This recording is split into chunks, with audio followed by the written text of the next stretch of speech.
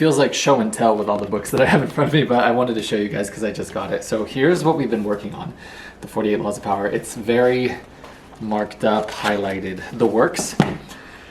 I just got this in the mail yesterday. So this is what I'm not gonna write in whatsoever. It's just for keepsake. The 48 Laws, 48. It's that custom edition one where it has Machiavelli on one side, and then it has Robert Greene on the other. How sick is that? I think that's so awesome. And then after we're done with the 48 Laws, we're going to be going into The Art of Seduction by Robert Greene, which is really cool. It's broken down in the same sort of laws, techniques, strategies. There's 24 of them. And this is going to be fantastic because in today's modern day university, there's no curriculum literature on game, on pickup, on seduction, on any of that. I have to say I couldn't be more excited for these books. Like I don't know if you can see, but I have my little library right here. So these are the books that we've done in the university. I haven't started Bible study yet, and then these are the books that I've either read or are to come later on. And then you can see what I feel. Oh my God, it's just right here. It's just my stand. And then yes. So that's this is my lecture. I don't know how it came out. I was probably really zoomed in, but that's what we're working with. I don't have a stand. I literally just stack my protein box on top of old pre-workout sticker labels. And that's what we're working with. But really good quote, do what you can where you are with what you have, because what you have is enough. And the last thing I'll say, speaking of this pre-workout, very exciting morning today. I was able to pay my brother another $1,000 towards the Rat Life debt. And while that might seem seemingly insignificant, if you're new to these videos, I incurred, it was like a 12.7K debt when we did a 600 unit purchase order of all the items that we needed for Rat Life pre-workout. And that was the principal, but he charged all of the equipment purchasing on a credit card.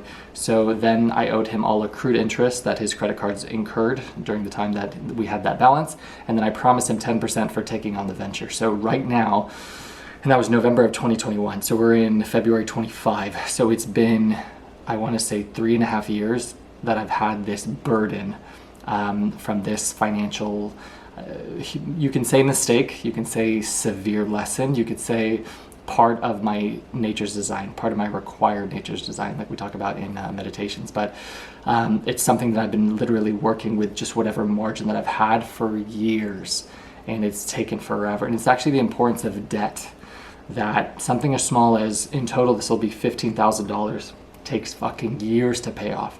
And so imagine that. Imagine how that compounds with your student loans, with your car that you finance, with your credit cards, with your mortgage.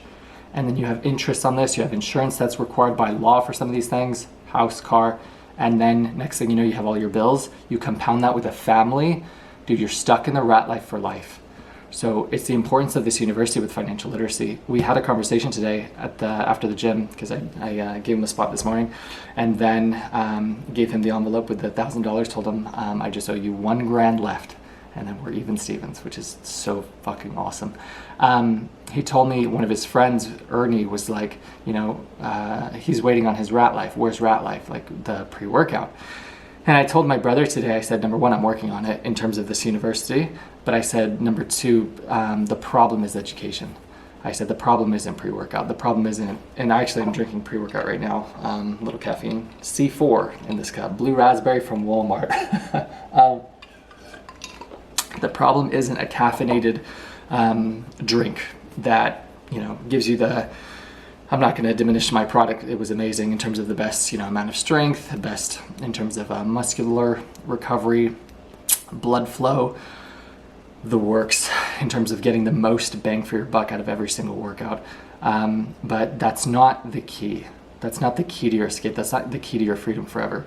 The gym is always going to be my home, my anchor, right? My freedom, my escape, because that's what started my entire journey of personal development. And it's always been my escape from a world full of no's, a world full of, rejection or criticism or just needless obstacles. Like, when you're surrounded by people who like put you down or bullies or just people who are needless, obstructions in your way of happiness or fulfillment or peace of mind or financial progression or just, elevation in life. And so the gym was always yes for me. It was always that one safe haven that I could go, that the work that I put in, I would get out, and that it was an even arena, an even battlefield, as in any motherfucker couldn't come in there with anything inherited. I understand you have genetics, but work ethic will trump, talent any day of the week. So you have people who can't sustain a physique unless they continue to work on it, can't achieve a transformation unless they put in the work ethic, the discipline, the consistency, the heart, the passion. And any person from any walk of life, regardless of your financial circumstance, regardless of your pedigree, your orientation, how, much in debt you are, it doesn't fucking matter. It's an even keel, right? Any person can step into the arena and become the best version of themselves in there. There's no disadvantage, and there's no, what you put in is what you get out. It's the fairest form of society. So I love it for all of those reasons, and the biggest one why I thought pre-workout was the answer when I originally started Rat Life was because of the virtues that you exalt in the gym. There is no other form of society that will cultivate and forge, by you going into the fire, work ethic, discipline, patience, heart, how to overcome failure, how to be alone. All of those virtues that you exalt by sharpening yourself in there every day, they transcend. You can apply those to your business, to your relationships, to everything else. And you can substitute gym for any physical activity, any physical arena combatant activity. So whatever your sport is. But absent sport, you don't get any of those virtues. You can't get that by being a fat, undisciplined piece of shit outside of the arena. Do you know what I'm saying? Then you'll become a spectator in life. Then you'll become a victim in society. You won't be a hero. You won't be able to see the crowd from the arena point of view, right? And people don't understand that. They have no idea what it feels like to take a breath. This is a quote from Greg Plitt, a breath of air mixed with anxiety and pressure, because they've never stepped into the arena. And it's quite sad, because then you never get to see your potential of the man or woman you can be. And so that's what I thought the answer was. I thought the answer was pre-workout. That's why I went down that path, not understanding that it's education. As in these books that we're going over, the perfect tool to equip you from any manipulation you'll ever face in your entire life. How many people even know about this book? How many people even have heard of this author? Not in places like perhaps the United States. I'm thinking bigger. I'm thinking about that kid in Kazakhstan, that kid in Italy, that Portuguese kid who doesn't speak English. How do, number one, they even know about this literature, which they don't? How do they have access to this library? They don't. So what if we created an online virtual library where anyone with just a Wi-Fi connection had access to the best literature ever written on personal development? That's Rat Life University. As in, we can plant a seed of belief within anyone around the world.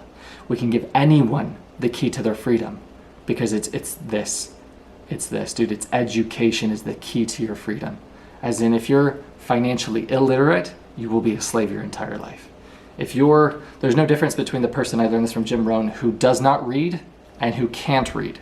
If you don't read, you might as well be illiterate, because you're not learning anything, you're not growing, you're not developing. And so what happens? You will be used by someone else as a part of their plan. You will blink and it'll be 10 years from now and you'll say, why am I still enslaved? Why do I wake up and hate my life, right? So that's why God gave me this assignment, this calling, this purpose, this vision to bring this university to life, to plant this seed of belief that anyone can escape, regardless of your demographic, regardless of your age, regardless of what language you speak with AI.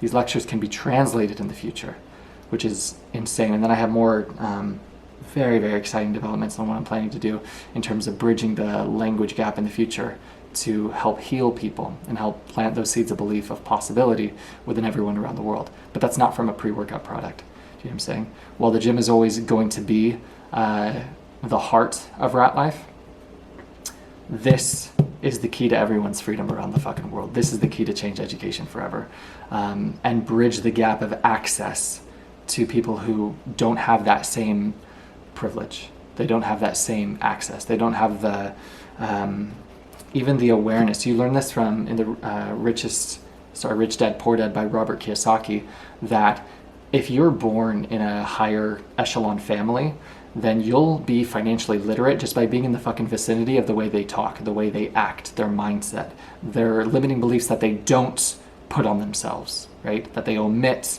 by their vernacular. As in, you'll go to very, very poor places, something that's omnipresent in their vocabulary are things like, I can't. That doesn't exist for other people because you don't allow it, you don't tolerate it. Who's taught that, right? That your identity is tied in with the words I am. So every time you say I am blank, you're conditioning that belief system. I am TIRED, right? I am stupid, I am ugly, I'm not enough. Even in jest, your mind can't differentiate the two. If you make a joke, a self-deprecating joke, your mind confirms it, and it'll prove it to you in your 3D reality, right? It'll prove it to you with confirmation bias of your circumstances and conditions. It'll reflect your belief system. So the way you counteract that is you condition your mindset and your identity and your belief system and your ideology to support you, to uplift you, right? Not to limit you. And that's how we shatter those limiting beliefs. But the whole reason I'm bringing this up is how many people have access to this kind of education, right? Who aren't from here, who don't live in fucking I don't live in Los Angeles, but Southern California, Orange County, who had access to go to UCLA and get, to begin my journey of personal development. How many people abroad even know about Jim Rohn, even know about Robert Greene, even know about Marcus Aurelius?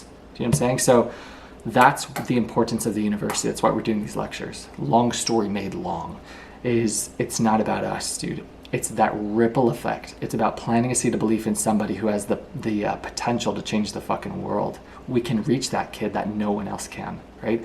And I mentioned it in a prior lecture. Every person is contracted with a certain number of souls to your name. As in, there are people in this world, or they don't exist yet, but they're bound to you, meaning only you have the ability to reach them, to heal them, to inspire them, to transform them, to save them in some cases. Only you. As in, whatever your gift is, however you speak, however you, package your sales, whatever, only you can reach a certain number of people that nobody else can. Maybe it's your history. Maybe you went through the same circumstance and condition that this person, is going to be subject to by his fate's design. And so therefore you are the only person he can resonate with. So you not pursuing your potential, your passion, your vision, your calling, who's it at the greatest disservice to? God, yourself, or that person, that fucking kid, that 13-year-old German, Italian, Portuguese, French kid, right? That you have the potential to change, to save. I'm speaking for myself on a lot of these things, but it applies to any person watching this. So I'm very excited to get into this lecture. Ow. And then I was going to finish the lecture with this, but I'll start it. One thing that I really appreciated as I was on my Instagram today looking at all these clowns is the best word to use it. It's just these people who, they're not themselves when they're on camera. You know how you can tell when someone is authentic and they're not playing a character? These people were just, loud needlessly. And they'll be, hyper with their gestures, like to elicit a fake reaction.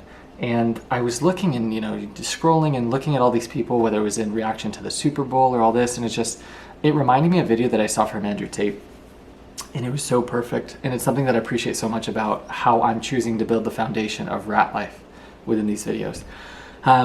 If you go down the entertainment route, you wreck yourself twice. And I put it in my little note right here. It's a race to the bottom of self-degradation. As in, the people who need to play a character of a jester, of a clown, to get views, to be liked, to get likes, to get attention, right? To capture people's attention. You have to do more and more stupid things to continue that progression. And it'll cap at a certain point. As in, you can only throw a fucking pie at your face so many times, or do so many stupid skits, or it's a downward spiral. It's a race to the bottom, as Andrew Tate calls it. And I saw a video by Johnny Depp, and he said, do you know what people really want to do in this life? Is be themselves. And he said, but they can't. And this is what I've learned. I started, a lot of the times that I've started my university lectures, the first time I did Rat Life University in 2000, end of 2021, start of 2022, that I then deleted, and the start of these lectures, I would do like a tiny little skit, but that was just to shatter anxiety, nerves for getting on camera. And then I have since dissipated or done away with that, because the beauty about not doing that is then you will reach people who resonate with you, and you will find the people who like and love you for you. But if you spend your entire existence on social media pretending to be somebody that you're not, you will never find the people that like you for you. And then the biggest shattering to your identity is when you decide that you no longer can live and bear your soul being on fire from playing a character that isn't you. And you'll post a piece of content that actually is you, and then you'll see all of the people who leave, who don't like the real you. And I've had to learn that the hard way in real life, where I'll pretend to be someone I'm not, you know, whether you're playing that agreeable work courtier, or, you know, you don't want to, you know, ruffle any feathers. When I was really, I lacked the security to be myself, for the need for approval from others or acceptance in a group. And then when people would reject me for myself, you sort of build a wall, one layer of the wall, and then you dare to be yourself again, and then you get rejected for it, and then you sort of build another tier. And then if you get, that happens enough times, and I can speak for this personally, you build a pretty big fucking wall where you're just like, I am not gonna, you know, put my walls down just to be hurt again, just to be rejected again. And I've learned for myself that wall is almost the entire span of the United States. At least it's California. It takes me going on a flight to Europe to have that wall completely shattered. And then my mindset that helps encourage me to be myself is, you're never going to see these people again, so who cares? You might as well be yourself, right? You're never going to see these people again. And so that gives me the confidence to just be myself. And therefore I shine, and therefore I magnetize, and therefore I attract, and I get the best out of people by shining my brightest. It is so attractive, and it's so secure. As in, when you're in love with yourself, it's so easy to love other people. It's so easy to look at other people in that lens of compassion and empathy, and very, very quick to forgive. And even if they have a completely differing, you know, political stance or religious stance or sexual orientation, whatever it is, you could not care less. And it's not to say you can't embody those qualities while you're in your day-to-day grind, but the sort of insecurities and limiting beliefs and all those things surface, and the history that you have of being rejected when you dared to be yourself. So that's why I love starting this foundation, even if we're not getting the attention, even if we're not getting the plethora of views right now, or, you know, we're not going from 0 to 1,000 overnight. We get the joy of being able to live our life as ourselves, something that people will never get to do because they chose the clown route, the playing a character who isn't them. And you can keep that front for a while, but that's how you guarantee depression. I learned that from Jim Carrey.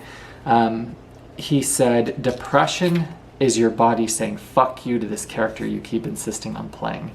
And I can attest to that personally from playing the character of the Rat Life Courtier, where my soul is on fire because I understand it's all an illusion. This is all bullshit. This is pure modern day slavery. You're getting paid with pieces of paper they can print out of thin air, an infinite amount of, that you'll slave for 40 years for a finite amount of. That's just enough to cover your overhead expenses and nothing else. So you have to work for necessity until you die. It is modern day slavery. Slavery never went away. And I'm playing that courtier, and you're playing the submissive role, and you're playing the law that we're going to go over today is appear dumber than your mark. And you hate yourself because you're living a lie. And so the beauty about escaping the rat life, about doing these videos as myself, I get to at least be me. Do you know what I'm saying? And then I get, for the people who don't like me for me, no problem. Can't help you. I'm not pizza, I can't please everybody. But at least this way, by showing yourself, by putting yourself out there as yourself, you'll one day, and I wholeheartedly believe this, magnetize your tribe, your people who love you for you. So that within this university, I just want people to have the courage to be their authentic selves.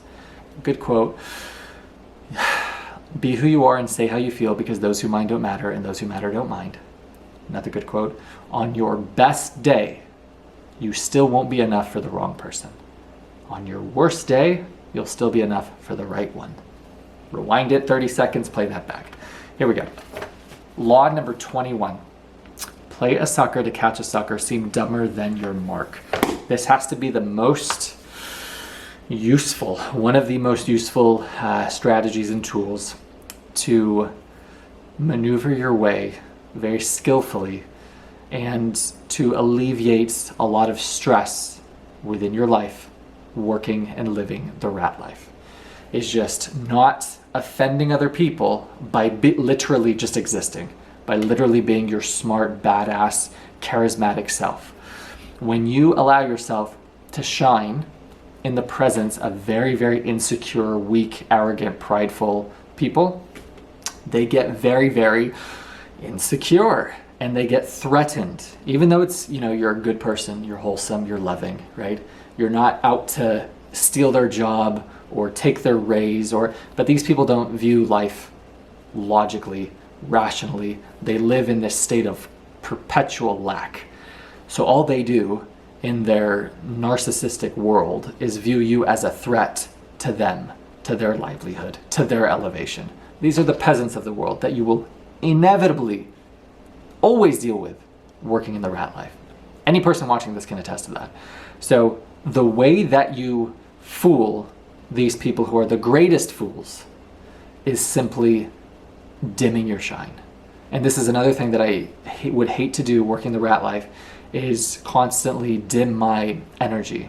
And then being surrounded by these really, really weak men who would actually insult me for a childlike demeanor, when that's the way you live forever, is retaining your childlike aura, ability to dream, passion, excitement, enthusiasm, and you're surrounded by these depressed cucks. And so you have to combat that. You have to play aloof. You have to, again, play this fucking character. And while I have a great disdain for playing a character that I'm not, or Kanye West did a really good video about it, where when you're 2 years old, you'll jump on a coffee table and then you'll get yelled at. And you have no idea what a coffee or a table or any of that is. And then he said, then you'll live your life, and by the time you're 30, there are thousands of coffee tables. That the society that you've been conditioned to be raised in has told you, no, this is how it works. No, this is okay. No, this is not okay. No, you have to do this. No, this is the path that you have to go down. When it's all bullshit and it's all made up. And so we live in a world of people that are so riddled with fear that they're terrified to let go. And so they project their bullshit onto the good and the wholesome and the loving and the caring and the ones who still have that shine, right? Who still have that hope, who still have the courage to dream. And if you take it a step further, the ones who still have the courage to pursue their dreams. And these miserable fucks who lack the courage to pursue, who allow the window of opportunity to close, all they can do is try to keep you down, is try to dim your shine, is try to make you hesitate, make you accept their limiting beliefs. Because what shines as a greater F you to this insecure prick than seeing you succeed where he could have? So the way that you have to combat it is, and I would tell myself to this while I was in the rat life, while I was slowly losing my soul by this fucking character that I had to play, I said, I know you're still in there.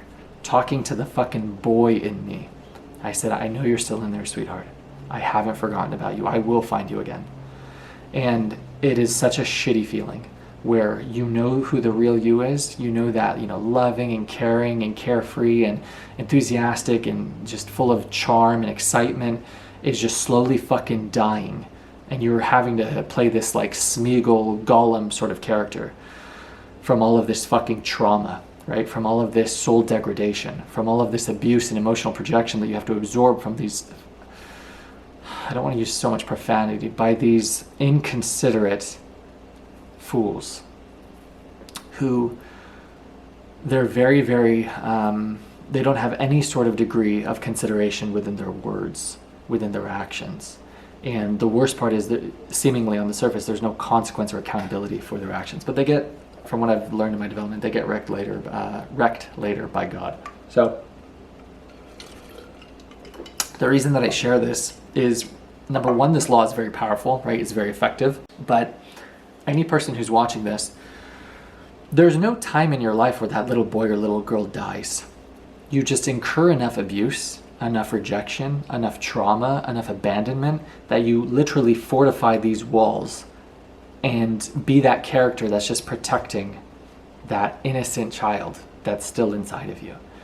So our quest, and I learned this from the author of The Alchemist, Paulo Coelho, he said, maybe life isn't so much about becoming anything, but it's about unbecoming everything that we're not.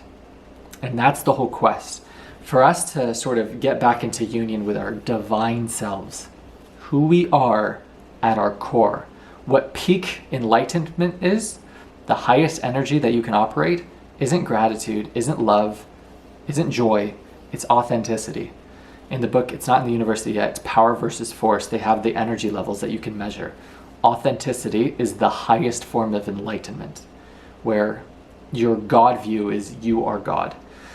It's not an outside entity. It's an entity that you align with. And so that's the whole quest within entering the rat life and exiting that rat life, is finding you again. The you who has been so fucking buried by other people's garbage over the span of fucking years. Other people's projected coffee tables. You can't do this. No, that's not right. Let me yell at you for this. And so I've learned that they call it breaking generational curses, which I don't have too much, intelligence on how you get passed down trauma from your ancestors or what they weren't able to overcome. But what I've learned in my journey is it's just been a perpetual quest to shatter all of these limiting beliefs that I didn't know I had. The limiting belief that I'm only worthy when I earn this amount of dollars, that I'm only worthy when I have this physique, that I'm not hard to love despite having a plethora of evidence to the contrary. It's like the whole quest is just finding you again, remembering who you are, not to be cheesy and quote fucking Mufasa from Lion King, but remember who you are. You are my son and the one true king. That's the essence of it. So I don't want you to lose sight of that when I'm going over this law. This law is incredibly effective. I've utilized this tool almost more than any other while I've been in the rat life, is by simply taking my intellectual capacity and turning it down 10 notches depending on who I'm dealing with and how I'm trying to navigate the most easily through a situation. I'll give you a good example. There was an accountant that I worked with who I knew that going into the conversation, if I tried to, argue with them or articulate something or, ask these clarifying questions or challenge them on this, I knew it would be an argument. I knew it would waste an hour of my time. And so I would just play the naive character that, sorry. So if you be very apologetic, if you assume full blame immediately, you disarm them. And they're like, no. And I learned this from, I think it's How to Win Friends and Influence People. Make the small really big. So if you made a mistake and somebody is upset about, this works really well with sales, and someone is upset about whatever mistake you made, blow it out of proportion as if, oh my God, I'm so stupid for doing that. This must have caused you so much pain and it must have taken you hours to remedy my mistake. I'm so sorry. This is what I'm going to do. And then you make them sort of take their foot off the gas pedal and be like, no, it wasn't that big of a deal, when they were the ones coming at you, with the frustration, with the anger, with the attempted emotional projection. That's the way that you counteract that. But what does all that tie into? You're playing a sucker. You're playing a fool to catch them. It's all a game. It's all a game. So if you can make some small little thing that they're, gonna attack you for, if you, number one, immediately take full ownership, even if it wasn't your fault, even if it had nothing to fucking do with you, and then you blow it out of proportion of what a terrible atrocity this must have been for them, and then you'll actually be able to manipulate them to feel bad for you. And then that's how you get them in a really, the most malleable position to then coerce to whatever end you're trying to get them. So if you want the meeting to last 2 minutes instead of an hour, if you want them to sign whatever paperwork you're trying to get them to sign, if you're wanting them to purchase your product, that's how you play the game. So I hope that helps. But that's the power play of this, of appearing lesser than your mark. Number one, to not offend somebody. Number two, to be able to coerce a situation. Otherwise, it's all about gauging the intellectual capacity of your opponent. And when I say opponent, I'm not saying the people that you work with are your enemy, but you have to understand that within the rat life, it is all a court. It is all a court. You know who the clown is, you know who the snake is, you know who the weasel rat is, you know who the snitch is, you know who the person who's actually just very dumb, very airheaded, you know who he is. Like, I'm speaking from personal experience. You're able to see who's what role you need to play in order to get them to do what you want them to do, if that makes sense. And then it's literally just a game at that point. But the way that I've been able to alleviate, like I said, the most amount of stress and other people's garbage and drama and this is just literally playing the ignorant, naive fool to them. Oh, he just doesn't know any better, No, and it's like, no, I do know better, but I know you're too stupid, and I know that I don't want to raise my blood pressure over your dumb ass. So here we go. It's time to play the fool to fool the fool was the first note that I wrote for this law. Play a sucker to catch a sucker, seem dumber than your mark. A man may be as humble as possible in his demeanor. He didn't write Tark in this, but I'm sure he was talking about me. And yet hardly ever get people to overlook his crime in standing intellectually above them. Again, a reflection of the person who's in lack, narcissistic. It's all about them. Very, very stupid, very insecure peasant. And so I love this, and I want to read it one more time for you. Excuse me. A man may be as humble as possible in his demeanor, and yet hardly ever get people to overlook his crime in standing intellectually above them. Awesome. Subliminally reassure people that they are more intelligent than you are, or that they make less mistakes than you, or that they're they have greater attention to detail. That's such a great compliment that you can throw out is, you never miss anything. I always miss things. If you can make them appear more sophisticated, more less prone to making mistakes, smarter than they are, all of it will serve your purposes forever. You'll get them giving you gifts. You'll get them helping you with tasks and assignments that they're just so brilliant at doing. It's a very easy way to get other people to do whatever it is that you want them to do. I'm just being honest. It's effective by just playing the fool to fool the fool. I'm not this master manipulator, but there's some people that it's not worth the headache. It's not worth the headache to try to intellectually come down to their playing field and then have a conversation with them at their level. I would rather check out. I would rather save myself the blood pressure, the cortisol, the headache, and I just bounce. I'm out of here, dog. Okay, let me get a drink and then we'll keep going. I'm sweating. I had to splash water on my face. Here we go. Woo! Subliminally reassure people that they are more intelligent than you are, or even that you are a bit of a moron, and you can run rings around them. Absolutely true. The feeling of intellectual superiority you give them will disarm their suspicious muscles. It's completely true. If you make another person feel like they're the smartest person in the room, or the most funny, or you just boost their significance or confidence, within themselves, they're a lot more easy to suggest certain tasks, to suggest, not yelling at you, not giving you a headache, not assigning you something, some other work that they otherwise would have. It's very easy to get other people to do what it is that you want them to do. And I don't want to confuse you when I say this, but sometimes what you want them to do is to get other people to do what they wanted you to do to begin with. I think that makes sense. I think we worded it well, even though I spoke kind of fast. But it's just, I can't stress this law enough and how effective it is, and how you all probably utilize it, even if you don't know that you're utilizing it, just to avoid confrontation, conflict, stress, altercations with certain individuals that, again, lack the security or the intellectual capacity to, be cordial, or to be rational, or to be non-stressful. Here we go.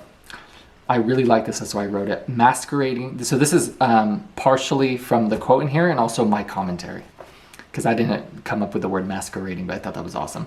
Masquerading as the fool works wonders on the arrogant and overconfident. 100%. The easier they think it is to prey on you, the more easily you can turn the tables, catch them all off guard, and employ masterful calculation and deception, striking with vigor and decisiveness, and decimate these runts, I couldn't think of another word, or peasants or snakes, who made the mistake of stepping into the arena with you. So you can see the part where it's my commentary, but it's so true.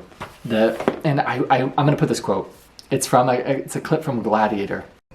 Of a certain sea snake, which has a very unusual method of attracting its prey.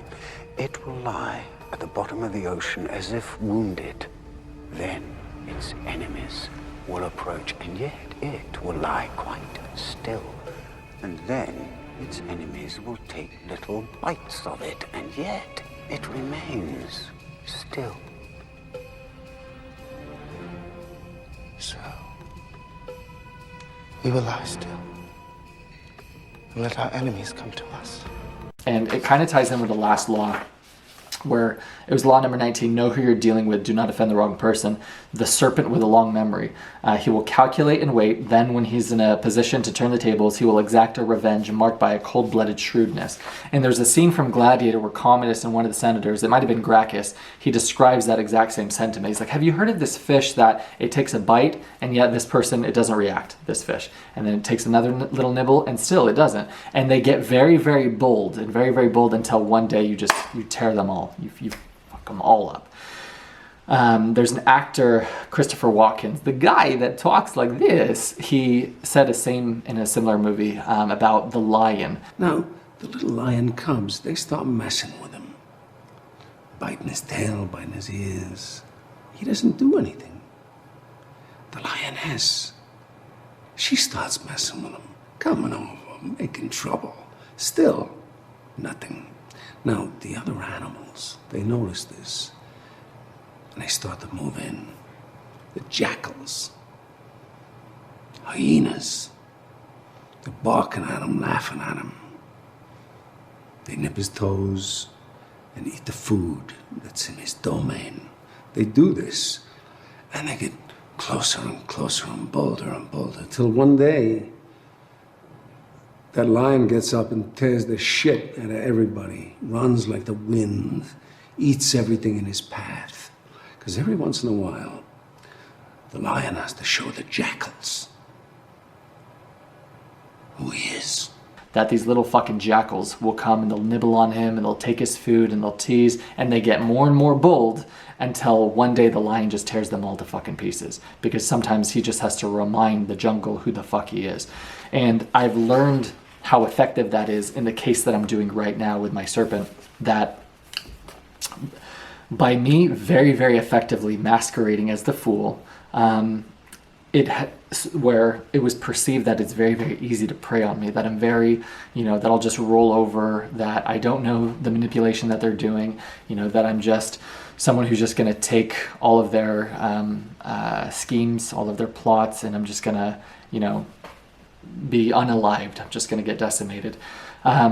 When I did my sort of counterattack, my very unexpected, and I'm not going to list all the things that I've did or have done or what's coming, but completely off guard, because they thought I couldn't defend myself. I couldn't speak for myself. I lacked the courage, I lacked the capacity, I lacked the intellect, I lacked the resources, just the greatest underestimation from the arrogance of these prideful runts, right? So it's very, very effective because you catch them off guard, and then when you're just my brother's character in Halo 20 years ago, his name was Shrewd Assassin. When you're very shrewd and you're very stoic, you don't react. You have a peak level of emotional control, and they think it's all going over your head because otherwise you would be triggered, otherwise you would be bothered by the garbage that they're doing. So it's like, oh, we're getting away with it. And then you bide your time. You're that serpent with a long memory, but you're not. You're John Wick. You're Baba Yaga.